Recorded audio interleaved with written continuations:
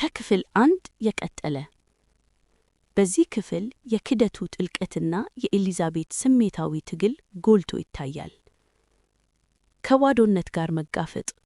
ለቻናላችን አዲስ ከሆናችሁ ቻናላችንን ሰብስክራይብ፣ ላይክ እና ሼር ብታደርጉ ደስ ይለናል። አዳራሹ ጭር አለ። ቀደም በእልልታና በሙዚቃ ተሞልቶ የነበረው ያ ሰፊ ስፍራ አሁን የሞት መንፈስ የሰፈረበት ይመስል አስፈሪ ጸጥታ ወሮታል። መሬቱ ላይ የተረገጡ አበቦች፣ ጠረጴዛ ላይ የፈሰሱ መጠጦች፣ ሁሉም ነገር የፈራረሰውን ሕይወቴን ይመስላል።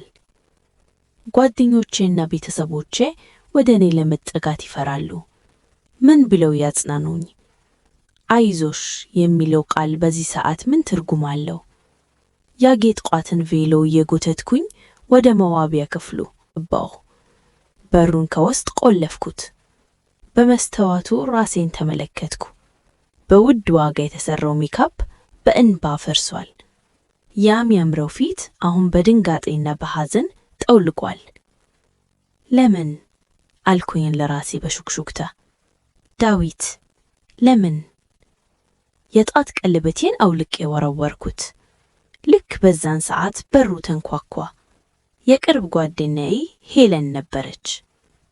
ኤሊዛቤት እባክሽ በሩን ክፈቺ፣ ብቻሽን መሆን የለብሽም አለች፣ ድምጿ እየተነቀጠቀ። በሩን ከፈትኩላት። ገና ስታየኝ አቀፈችኝ። ለረጅም ደቂቃዎች ተላክሰን ዝም አለን። ፖሊሶቹ ዳዊትን ይዘውት ሄዷል። ያቺ ሴት ግን ላናግርሽ እፈልጋለሁ ብላለች አለችኝ ሄለን በፍርሃት። ደም ተስፈንጥሮ ወደ ጭንቅላቴ የወጣ መሰለኝ። ምን ትፈልጋለች? ያበላሸችው ነገር አልበቃታለም ብዬ ጮኽኩ። ግን ውስጤ ያለ እውነት ሌላ ነበር። ሕይወቴን ያበላሸው ዳዊት እንጂ እሷ አይደለችም። እሷማ ተጎጂ ናት። ጥሪልኝ አልኩኝ ጥርሴን ነክሼ። ከጥቂት ደቂቃዎች በኋላ ሴትየዋ ስሟ አስቴር እንደሆነ ነገረችኝ። ልጆቿን ለዘመድ አስረክባ ብቻዋን ገባች።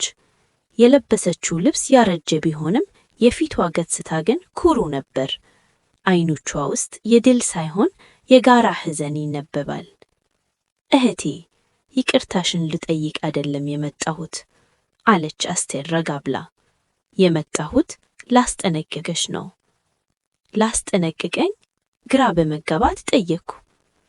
ዳዊት የገጠሩን ቤታችንን፣ የቀለብ መሬታችንንና የነበረንን ጥቂት ከብቶች ሽጦ ነው ጠፍቶ የመጣው። ከተማ ሄጄ ስራ ሰርቼ ቀይራችኋለሁ ብሎን ነበር። ግን ለካ የወሰደውን ገንዘብ ተጠቅሞ ነው አንቺን የጀመረሽ። ይህንን ስሰማ የባሰ ድንጋጤ ተሰማኝ። ዳዊት ሀብታም ነጋዴ መስሎ የቀረበኝ ለካስ የሚስቱን ንብረት ሽጦ ነበር። ግን ነገሩ በዚህ ብቻ አላበቃም። አስቴር ቀጠለች። ዳዊት ከራሱ ጥቅም ውጪ ማንንም አይወድም። እኔን እንደዘረፈኝ አንቺንም ሳይዘርፍሽ አይቀርም። ንብረትሽን፣ ባንክሽን አጣሪ። የአስቴር ንግግር እንደ መብረቅ መታኝ። ዳዊት ባለፈው ሳምንት ለሰርጉ ዝግጅት የሚጎድል ነገር ስላለና በጋራ ምንከፍተው ድርጅት ጉዳይ በሚል ሰበብ ከግል የባንክ ሂሳቤ ላይ ከፍተኛ ገንዘብ ወደ እሱ አካውንት እንዳስተላልፈኝ ጠይቆኝ ነበር። በፍቅርና በመተማመን ፈርሜለታለሁ። እንዲሁም የአባቴን እርስ ሰነዶች በጋራ ካዝና ውስጥ አስቀምጠን ነበር።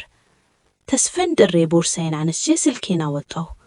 የባንክ መተባበሪያዬን ሞባይል ባንኪንግ ከፈትኩ። እጄ እየተነቀጠቀ የይለፍ ቃሉን አስገባሁ።